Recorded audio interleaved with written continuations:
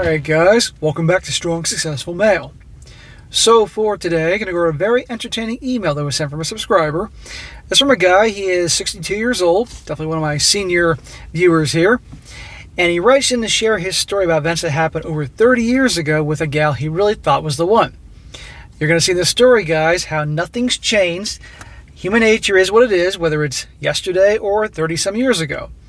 And how ultimately this gal, who he thought was the one, seemed like everything was fine, no red flags. He obviously busts cheating one day. And instead of breaking down and handling it the wrong way, this guy handles it like a boss. And let me tell you, I'm sure all these decades later, she hasn't forgotten him. As well as the guy who was knowingly sleeping with a woman that had a boyfriend. Oh, does he get him good. It is very entertaining here. Let me go over here, guys. 1, for entertainment, of course. 2, I like getting stories from dudes from all over the world or all different age ranges. And 3, to show you what I talk about in this channel, the stories, the point of view I have about human nature, doesn't make a difference. Where you are in the world, how old you are, men are the same, women are the same, it doesn't make a difference what time period it is the same. You can get in a time machine, go back in time 500 years, and if you could speak the dialect of the language of the people around you, you'd find out it's the same fucking thing. So, starts off, says here, hello SSM. I've been following for about a year and a half. Keep up the great work. There are a lot of weak men that need the help. You're darn right, sir, and hopefully your story will help some of them out. I've been seeing a lot of cheating fiancé stories and want to share mine with you. This happened when I was in my late 20s, so a very, very long time ago. A little background about me. I am 62 years old, married for 25 years now, and have 2 wonderful daughters. I'm starting the divorce process. No infidelity, just life and money. I stayed for the kids. I know, smack. I don't regret the decision. Both girls have turned out wonderful. Well, silver lining. And here, the story is going to be about, obviously, his fiancée from 30-some years ago. And now he's getting divorced from a wife from 25 years. And people wonder why less people are getting married. But I'm glad you have 2 great daughters, and I hope you raise your daughters not to behave like the gals that are today. I really, truly hope they are an exception. The oldest is making bank in her profession. The youngest graduates college next year with dual degrees and applying to medical school. The last 12 years have been cold but cordial for the most part. I'll take a huge hit, but at this point in my life, I don't need much. Yeah, you'll take a hit, but you know what? Men don't need a whole lot to survive because most men, really doesn't take a lot to make them happy. We can get by or be comfortable with very little. It's the gals generally that need all the freaking money to spend and make them happy.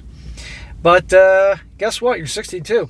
62 ain't what it once was. And shit, in 17 years I'll be 62 and I won't consider that old. Hell, I'll be pissed if somebody calls me a senior, like I called you, no offense. You got a whole lot of living to go, a whole lot of life to go. Grandkids one day and all that. So on to the story. This happened in the mid to late 80s. And shows that even then, women are not all sugar and spice. Sir, they weren't sugar and spice going back to the Garden of Eden when Eve gave that fucking apple to Adam and blamed it on a snake. If that happened. For the youngsters out there, no internet, cell phones, social media, true OG. You actually had to work for it. You had to talk to them, listen to them, seem interested. Sounds fun, right? Yes, I remember. I was an exchange student in high school. I went to Germany. After college, getting a really good job with the stipulation that going back there 3 years later, and it was a great opportunity. I had more fun than a man should, and I turned into the bad boy. After 3 years, I came back and was promoted.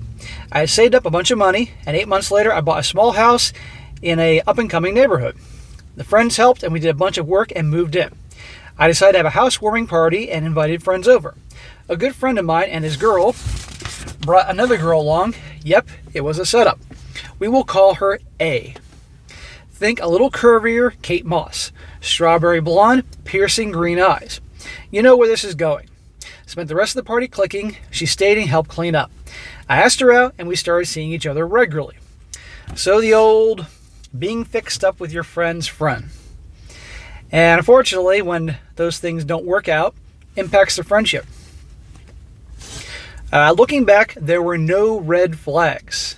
Let's remember this part. No red flags. You guys heard it here 4 or 5 minutes into the show. Her parents thought I was great. My parents loved her. We actually all hung out together on occasion. Fast forward 3.5 years, and I asked her to marry me. Everyone was thrilled. I was almost 30 years old, and A was 28, and a very good job. Plans were started, life was good, or so I thought. I had to travel 1 week a month, but that was never an issue. 6 months before the wedding, I had a rude shock awaiting me.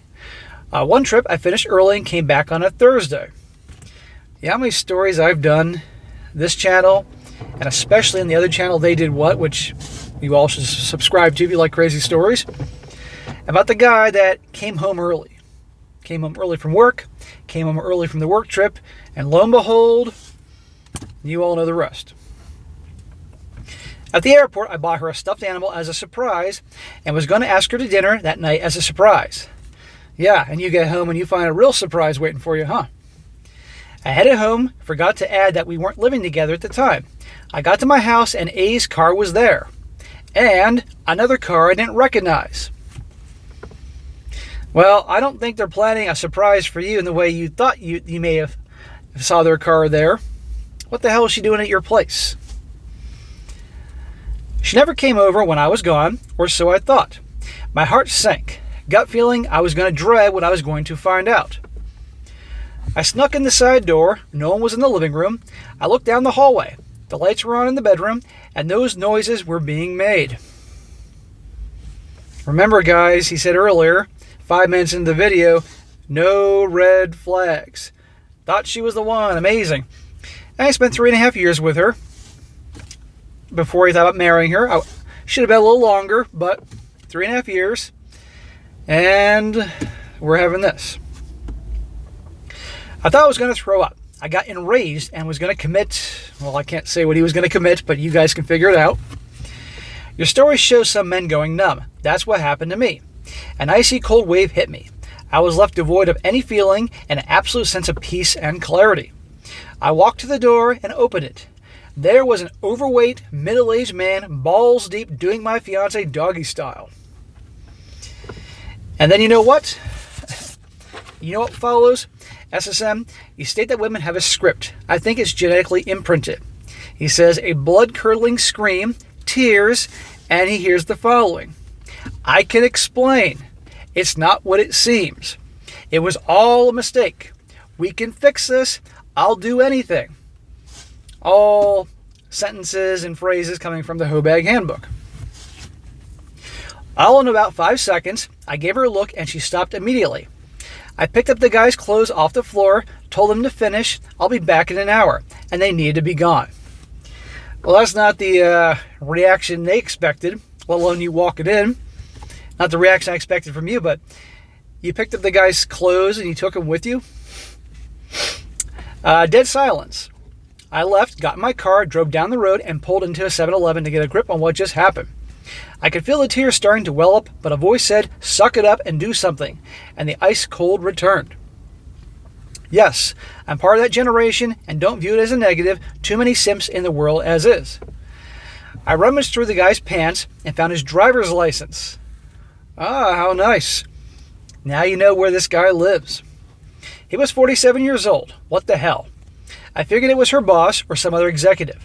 I saw the address and roughly knew where it was. It was in a very, very nice part of town. Tree-lined streets and the like. I pulled a notepad, wrote down my name, address, and phone number on a piece of paper, and threw the stuffed animal out and put everything in the bag. I'm still loving the fact that he took all this guy's clothes and left them there in your house. And they're in shock. I drove over to his house and dreaded what was to come next. I knocked on the door and his wife answered the door. Of course, this douchebag is married. I asked her if she knew the man and she said yes, she was his wife. He had 3 kids. What a scumbag. I told her what was going on and she looked shocked and said if this was some kind of sick joke.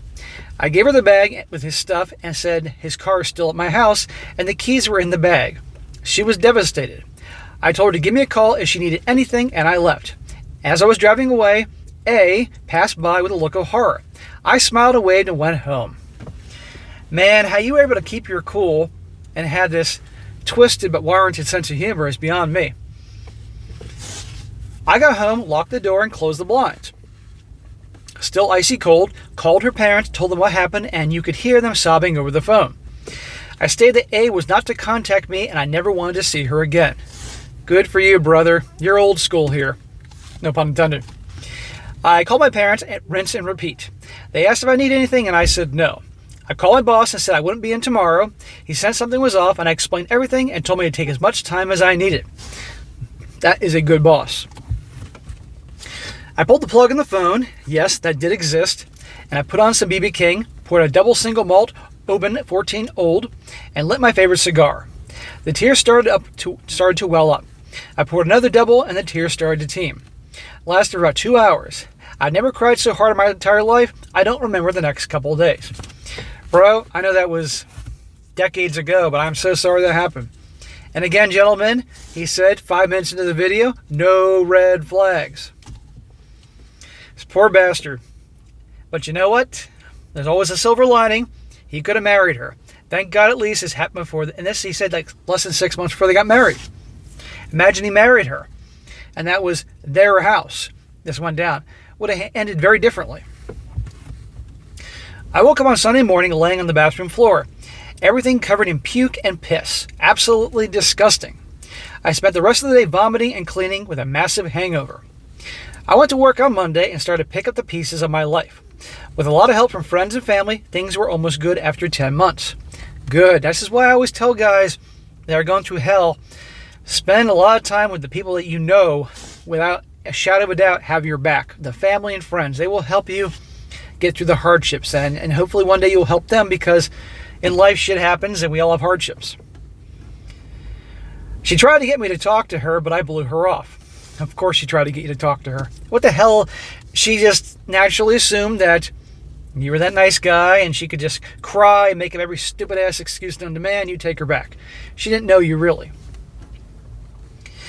Everyone shunned her. Her family, friends, coworkers. Her life was crushed.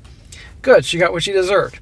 She quit after a month because of the shame and moved to another state. I talked to the affair partner's wife. He was her boss and had been going on for 8 months using my house during my work trips. What a couple of assholes. Perfect for each other. Your house. Every time you go away, because he said he was going away for a week for work, 1 week a month, she's over there effing her boss. The boss's wife took him to the cleaners and left him with little. Good. So that was the end of my sad little tale. After that, I lived in Egypt, Brazil, and traveled the world.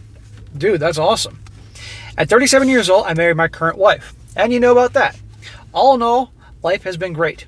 Some really bad stuff, but far more great experiences. I hope you enjoy the story. It just proves that things will never change. And women are never to be trusted. Keep up the good work. Well, sir, I appreciate you sharing your story. And I'm sure, while it's been decades, that probably wasn't easy to dig up. And, and you never know what I'm going to say. And you get the whole world hearing your story. But it's so important that I get the stories from guys all over the world, or different age ranges, different circumstances, to show a vast audience, and the audience is getting pretty vast, reality.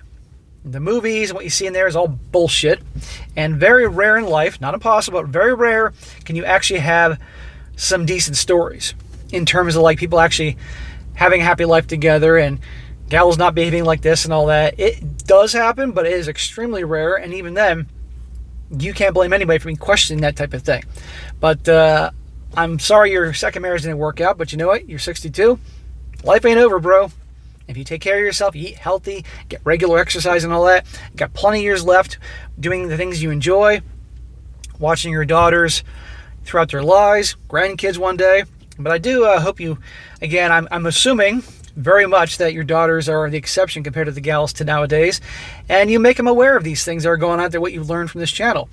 And one day if you have grandsons, which would be cool, you can teach them the old school ways, reality, and be a good masculine role model to them, so they don't act like a bunch of candy asses that we have in this younger generation. Of course, not all you guys, but you know what I'm talking about, the millennial Gen Z candy asses out there. There are plenty of them.